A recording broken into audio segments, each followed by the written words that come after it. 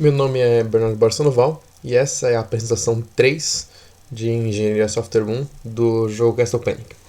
Muito bem, a apresentação é longa, imagino que no final do semestre há bastante coisa a corrigir, então vamos acelerar, vamos fazer Lightning Round. Primeiramente, apresentar as coisas que a gente vê diferente da apresentação número 2. Primeira coisa, aqui em visão de área de interação, a gente tem as setas apontando corretamente para os casos de uso auxiliares, com as dependências corretas.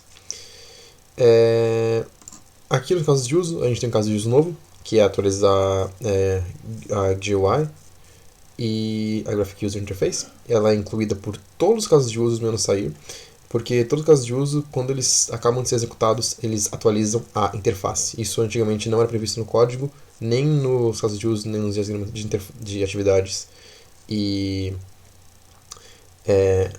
sequência, e agora é. Dando um exemplo, aqui a gente tem o diagrama de atividade, de descartar e comprar, que é o nosso caso de uso mais simples. E aqui no final de qualquer que seja a ação, a gente tem a atualização da interface. Mesma coisa aqui em descartar e comprar, quando a gente chega aqui no final de fazer toda a sequência, a gente tem o atualizar a interface, chama a dependência para esse caso de uso, e esse caso de uso ele tem aqui a atualização da mão, a atualização do tabuleiro, onde ele basicamente só atualiza todas as peças. Só renderiza tudo. Outras alterações que elas foram feitas desde a última apresentação. Agora a gente trabalha com o jogo em forma distribuída.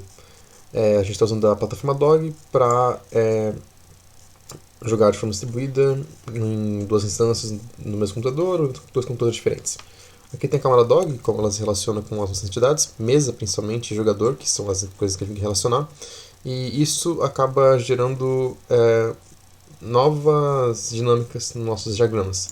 Porque agora, vou voltar aqui para descartar e comprar, a gente vai ter fechado, a gente tem a presença do ator Dog no diagrama de sequências, e a gente tem aqui o Castle Panic distribuído como nosso controlador. A gente também tem a previsão da existência de interrupções aqui, por exemplo, com essa remota recebida. Porque os casos de uso, eles são tanto usados para o jogador local enviar para o Dog Actor, para distribuição, quanto receber do Dog Actor da rede distribuída uma ação. Os casos de uso eles servem para ambos. Então, para não ter que modelar trocar, receber troca, jogar carta, receber jogada de carta, etc. Ficaria gigante, a gente faz com que o caso de uso seja para ambos, mas ele possa ser iniciado tanto com o início do caso de uso localmente, quanto com o início da ação remota recebida. Nos outros casos a gente também tem a verificação de se era a vez do jogador jogar, se ele não era a vez dele, ele não envia o comando remotamente e também não recebe. Vamos lá, outras iterações que foram comentadas pelo professor. Fora a previsão da atualização da interface, a gente alterou alguns outros diagramas, principalmente o mais problemático, o diagrama de sequência de iniciar a partida, ele está diferenciado. Esse diagrama inicial aqui, ele tem aqui essa parte de sequência, ela basicamente é a previsão do menu. O menu ele tem opções não determinísticas de como ele funciona, implementação de players e start game, mas basicamente aqui a gente tem o manejo do Dog Actor e da distribuição e do menu inicial. A iniciação de fato do tabuleiro e dos objetos, e basicamente do domínio do problema, é feita em Proceed Start, aqui é mais o domínio da solução. Aqui em Proceed Start, eu vou mostrar só no diagrama de sequência. A gente tem de fato a iniciação das mesas, a iniciação dos tabuleiros, a iniciação feita na construção dos objetos. Aqui a gente tem outras instâncias, colocando todas as peças, a gente tem a colocação de todas as cartas, eventualmente a colocação de todos os jogadores, e aqui do outro lado, para outra chamada, a gente tem eventualmente o início da atualização da interface e do menu. Voltando aqui, procurando outras modificações, a gente também alterou algumas coisas no jogo, no nosso diagrama estrutural. A gente também mexeu nas torres para colocar prioridade, para que a gente não tivesse mais classes vazias, sem métodos e sem atributos, e também conseguiu botar apropriadamente abstract nas classes abstratas. O que mais? A gente fez algumas outras alterações, nenhuma delas que aparenta ser pertinente para a apresentação. Então, vamos mostrar o que foi feito de novo no nosso trabalho. A gente trata aqui com 3 diagramas de máquinas de estado novos. A gente tem este e este. Basicamente, a gente tem aqui o diagrama de máquina de estados do jogador. Ele apesar de parecer meio complexo, ele é relativamente simples, né? Ele vem de uma certa complexidade decorrente daquela nossa implementação do jogador, em que ele deixa a carta, ele joga a carta e ela fica numa pilha esperando ser resolvida, e depois ela vem e ela é de fato resolvida. Então ele deixa a ação pendente e depois que ele vai ver se tem uma ação pendente, e daí ele pode de fato afetar a carta, né? É dividido em 2 passos.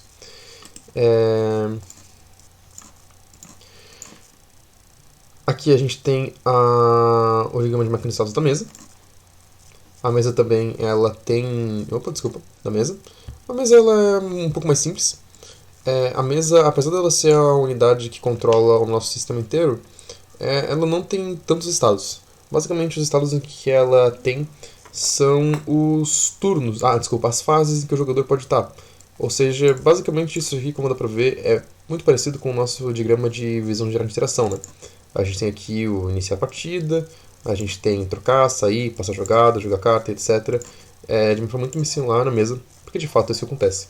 O jogo ele tem essa lógica de fases de turno, que devem ser jogadas em uma certa ordem, e elas também têm presentes aqui na mesa. A mesa, conforme vão passando os estados, ela vai trocando de fase. A gente tem o início do turno. Basicamente, quando começa, ele vem para o início do turno. A gente tem o turno de um jogador, que é uma fase, que é um estado, e dentro do turno do jogador pode ter o início, pode ter o descarte, mas também pode vir direto para troca, também pode vir para jogar carta. O que muda de fato nisso são os atributos. O atributo fase, ele representa qual é a fase que está sendo... que está participando. E o jogador no controle é o líder do jogador, que determina o que o jogador que pode mudar as fases da mesa. Depois disso ele finaliza, ele vem aqui para passar turno. A mesa ela passa por estados de passagem. Ela tem 3 opções. Ela tem a opção, aqui está omitido pelo label. Ela tem a opção de declarar vitória e passar por estado de vitória e encerrar. De declarar derrota, vir por estado de derrota e encerrar, óbvio, no segundo o jogo acaba. Ou ela pode simplesmente passar para o próximo jogador, e daí a gente tem o turno de um novo jogador. E as fases se repetem. Relativamente simples, nada demais. Aqui em jogar carta, né? O início do turno, descarte e troca, elas são bem simples, não vale tanto a pena detalhar o diagrama de máquina de estados, mas o jogar carta, ele vale um pouco mais, porque o jogar carta, ele tem ele retrata de novo as interações das cartas que podem ser... que são jogadas e esperam para ser resolvidas. Basicamente aqui a gente tem a parte de você não tem nenhuma ação pendente, né, a carta ser resolvida, e daí você pode jogar uma carta. Daí você pode esperar a seleção da carta se ela for uma carta de reciclagem, se é a Case carta. Você pode ser a carta de você atacar um monstro, ou pode ser a carta de você jogar piche, ou enfim, você fazer outra interação no tabuleiro. Elas ficam esperando ali a seleção, e eventualmente elas são, entre aspas, resolvidas, e elas são jogadas para pilha. Também nada, enfim, de muito complicado. Os diagramas de máquina de estado eles são simples, até porque o nosso jogo ele não tem muitos estados pertinentes. Os diagramas de atividade para modelar os algoritmos, eles também não são lá essas coisas, porque, querendo ou não, a maior parte do nosso jogo ele é explicado nos diagramas de sequência, né? Se você parar para ver, por exemplo, o passar jogada, que na minha opinião que é o meu favorito, a gente vai ter... Não tô achando passar jogada. Cadê passar jogada? Passar jogada. A gente tem toda a lógica do jogo, e a gente não tem muitos cálculos, a gente não tem muitas variáveis escondidas que são locais a um método. Geralmente você só fica passando um objeto de um lado para o outro, e no máximo você faz uma verificação. Não é o caso sempre. Para algumas coisas, de fato, você precisa saber o que está se passando dentro do método, não basta saber só as chamadas, que é o caso dos que a gente modelou. A gente tem aqui A gente tem este, eu devia ter pegado antes. A gente tem este. A gente tem este. A gente tem este.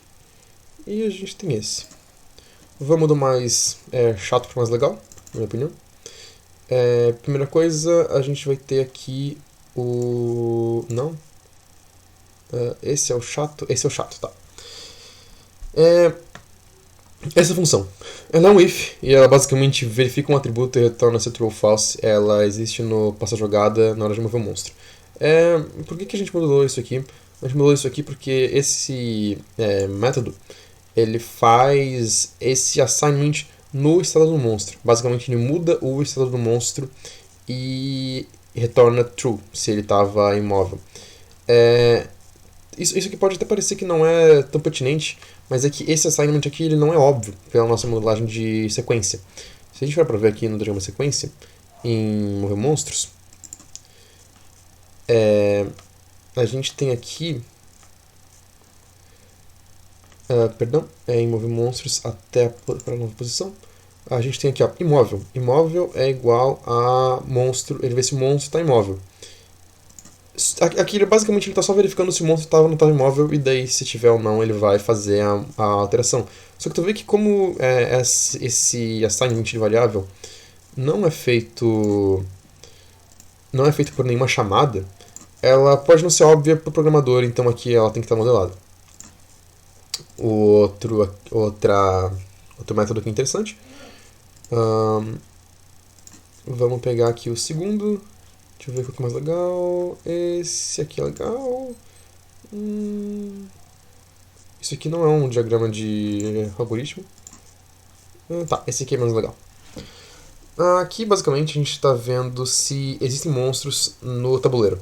E, na verdade, essa explicação, esse algoritmo, ele responde uma das críticas do professor à nossa apresentação número 2. Na apresentação número 2, aqui em Passa Jogada, a gente tem a seguinte chamada. A gente tem o colocar novo monstro.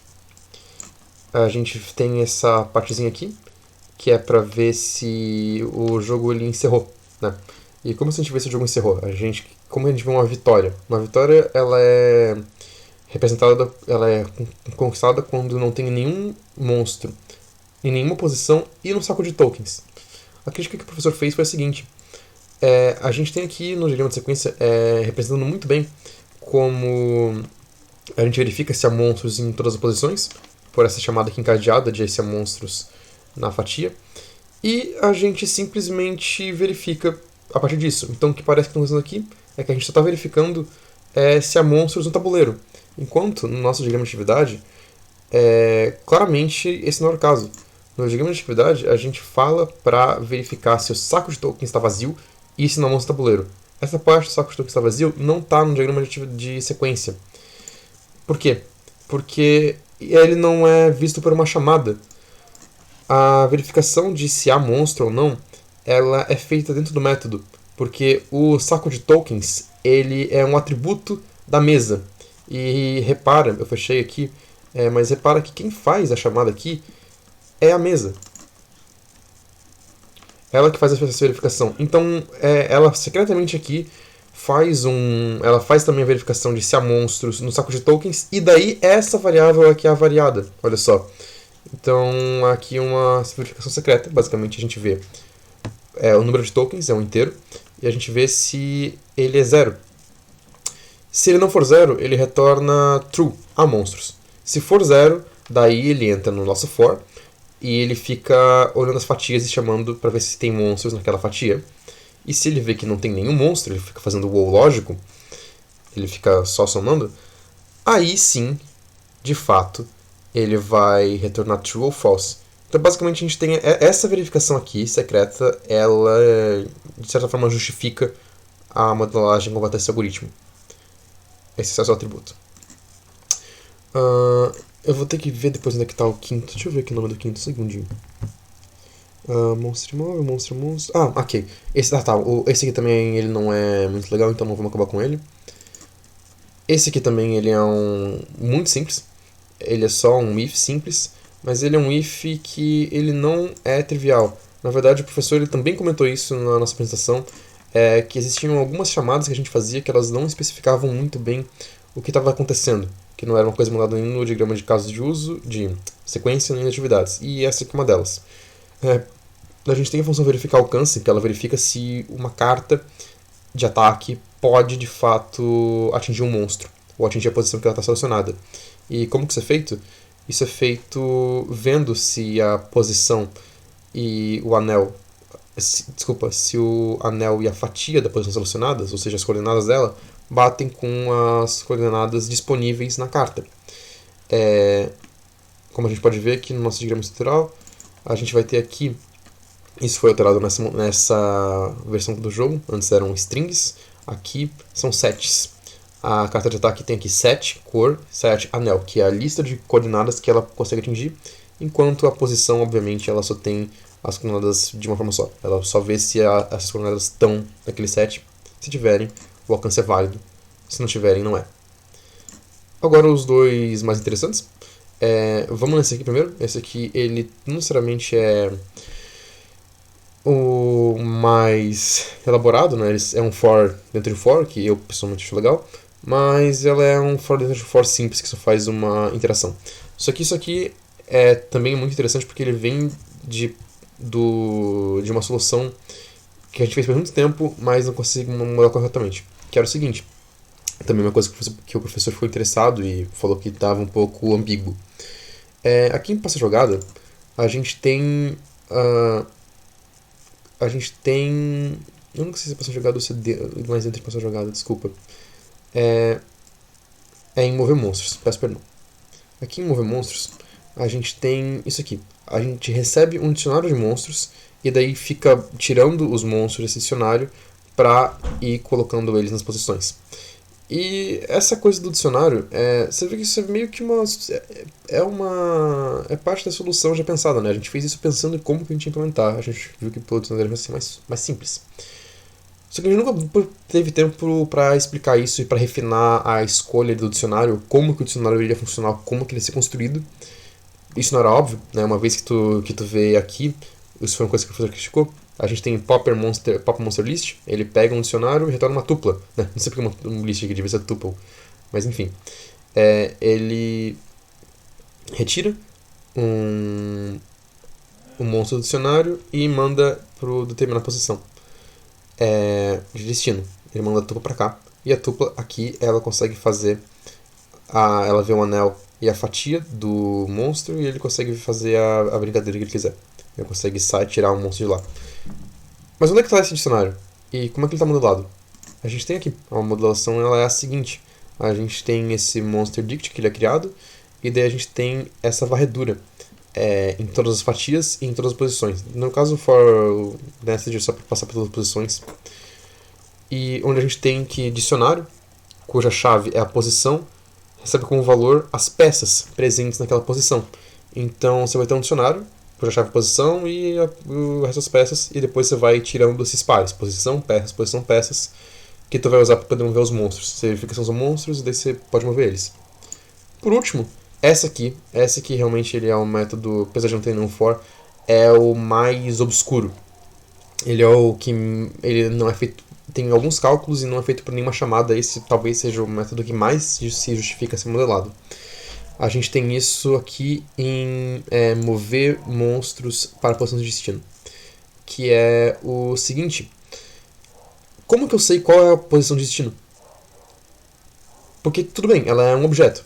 E se você reparar aqui, a gente tem a origem, e a origem é uma posição que ela é passada aqui.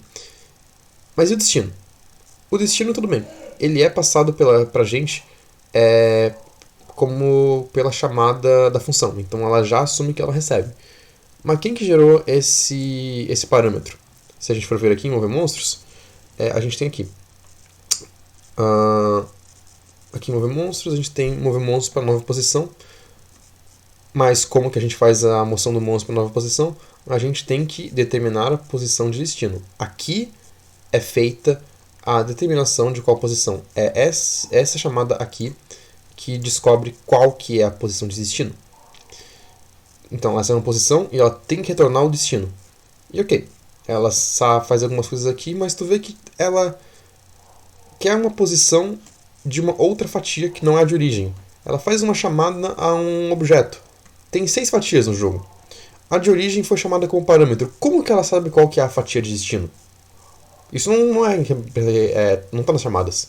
O tabuleiro simplesmente sabe qual chamada, qual fatia tem que ser chamada. Que tem uma explicação disso porque a gente sabe que não fica bem modelado. E a resposta está aqui. Aqui está a resposta de como que ele sabe.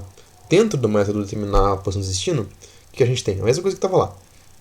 A gente tem origem, blá blá blá blá, get anel fatia tuple. A gente tem um anel e a fatia, cuja posição foi recebida. Então a gente tem aqui a posição e daí ele só retorna essas duas coisas, esses dois parâmetros. E a gente tem que determinar, dado um monstro que está naquela posição, não estamos falando de um monstro específico, mas se o monstro estivesse naquela posição, para onde ele iria? E daí a gente tem que fazer alguns cálculos. Primeiro verifica se o anel é igual a 4. Isso indica o castelo. Se não, a gente vai para outras opções. Porque o comportamento da nova posição é diferente se for no castelo ou se for fora. Se a gente estiver no castelo, a fatia de destino ela é a fatia que a gente está mais 1, então a gente incrementa a fatia e a gente bota uma de 6. Ou seja, é a fatia no sentido horário. O tabuleiro, lembrando ele é circular, a gente só vai uma pro horário. E a gente tem que o assignment fatia destino.get posição, ou seja, a gente recebe a posição da fatia destino, calculado aqui, o anel. O anel basicamente é a segunda coordenada, porque a posição ela tá dentro da fatia. A gente já sabe de que fatia tem que chamar isso, e a gente chama isso da... A gente fala qual anel a gente quer da fatia, e ela retorna a posição que é daquele anel. Isso aqui ainda é... Isso aqui é quando o anel é igual a 4, quando ele gira no sentido horário, que é a parte difícil. Que é o que a gente faz aqui. Essa fatia destino é a outra fatia. Aqui, caso ele não estiver no castelo, ele não tem que girar. Ele vai só andar para frente. Então a fatia de origem, ela é só self.fatias, todas as fatias. Para ele ver qual fatia que era. É um inteiro. Isso aqui é uma lista. E daí ele determina que a fatia de destino é a própria fatia, ela se mantém, e ele pega a posição do anel mais 1. Então ele anda para frente. Quando o anel é incrementado, isso representa que ele anda uma vez para frente. Quando a fatia é incrementada, é um giro. Dado o destino, ele dá return. E daí a gente tem aqui return destino. Return destino é a função em si, retorno do destino. Aqui agora nós temos a exemplificação do programa rodando. A gente tem aqui uma instância do jogo e nós temos aqui essa aqui que está rodando. Nós temos aqui uma nova instância do jogo, 2 instâncias. Aqui a gente vai ter o personagem aqui, a gente vai ter o jogador Bernardo, e aqui a gente vai ter o jogador professor. O número de jogadores é 2, a gente vem aqui e inicia a partida. E depois a gente vem aqui e inicia a partida. O dog ele vai conectar os dois aqui separadamente. E aqui a gente tem a interface funcionando com as 2 instâncias. Olha só, o Bernardo aqui tem a própria mão. Pegou só carta verde. E aqui o professor tem uma mão pior, só carta de construção. Não é fake, né? Mas aqui está a interface com os jogadores locais e remotos funcionando. Essa, enfim, é a apresentação 3 do trabalho. Eu acho que eu não deixei nada de fora. E se ficou bem, está especificado em algum refinamento no Visual Paradigm.